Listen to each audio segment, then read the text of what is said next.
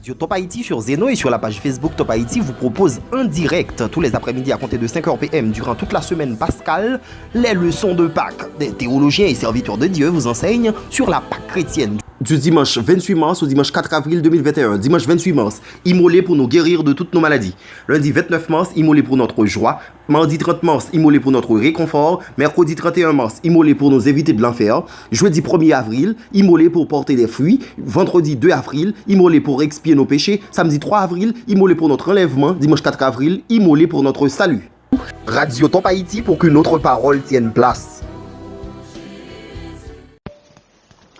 Immolé pour nous guérir de toutes nos maladies.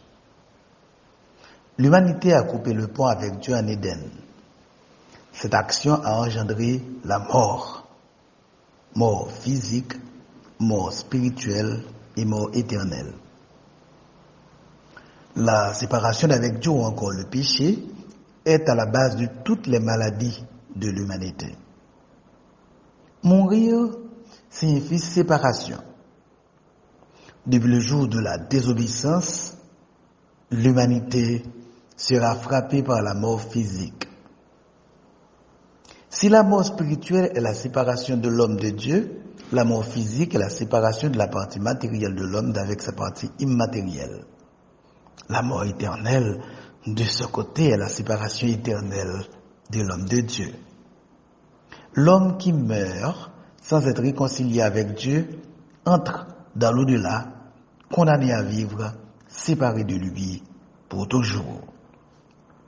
La Bible déclare que tous les hommes et toutes les femmes, sans exception, sont pécheurs devant Dieu.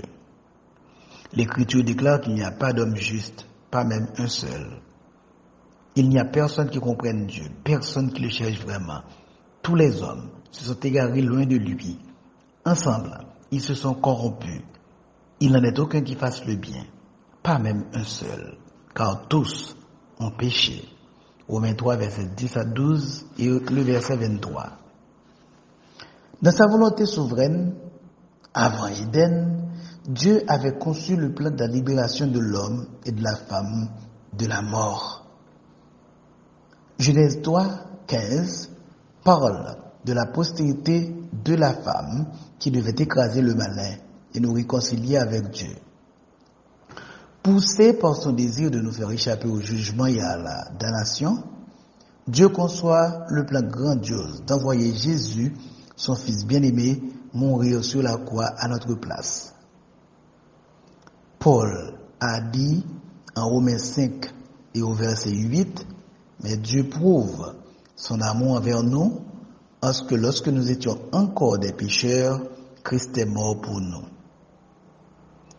Le Christ Jésus est la postérité citée en Genèse 3, verset 15.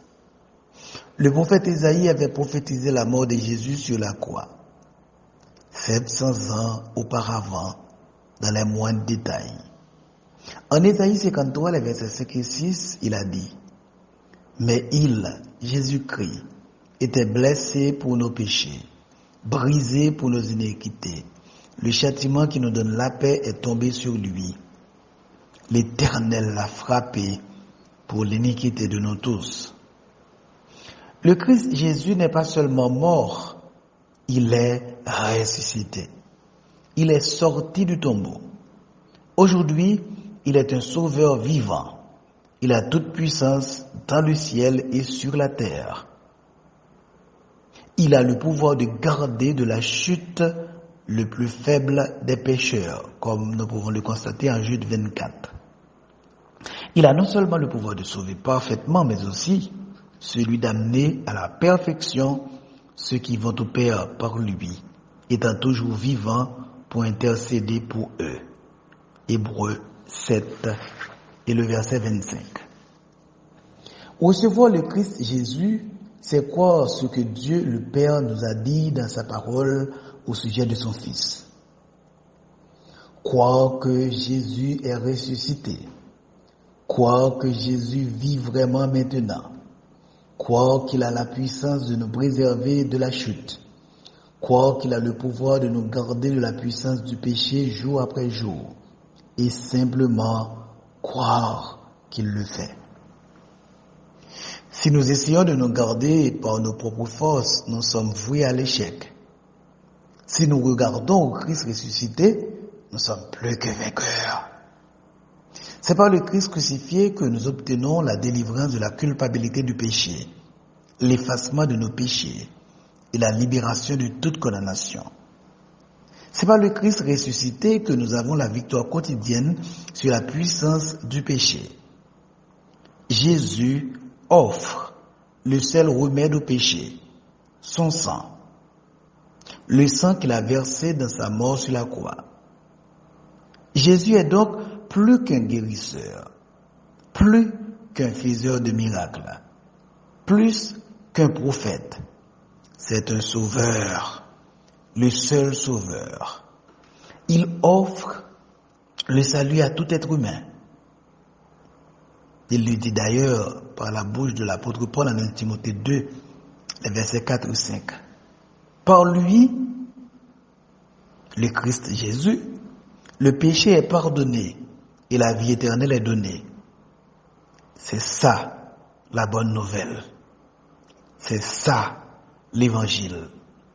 Jésus a versé son sang pour nous guérir de la maladie du péché et des autres maladies qui en découlent. Il est le médecin du corps et de l'âme.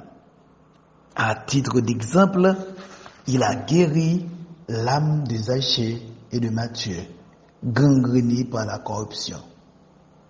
Zachée était percepteur de contribution, Matthieu était douanier. De même qu'il a guéri des lépreux, des boiteux et des paralytiques. Le Christ Jésus ne guérit pas seulement, il ressuscite les morts. À titre d'exemple, nous avons Lazare et Tabitha. Aujourd'hui, cher ami à l'écoute, le Christ Jésus veut te réconcilier avec Dieu. Il veut guérir ton corps et ton âme. Il veut que tu sois vivant physiquement et spirituellement. Un conseil à toi, ami à l'écoute, ami auditeur, ami auditrice, comme l'a fait le fils prodigue,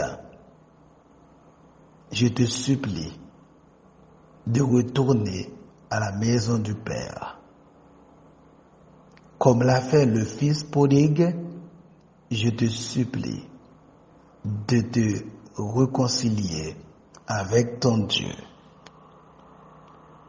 Que mon grand Yahvé te soit en aide, qu'il te bénisse et qu'il t'aide à prendre la décision de vivre en communion avec lui.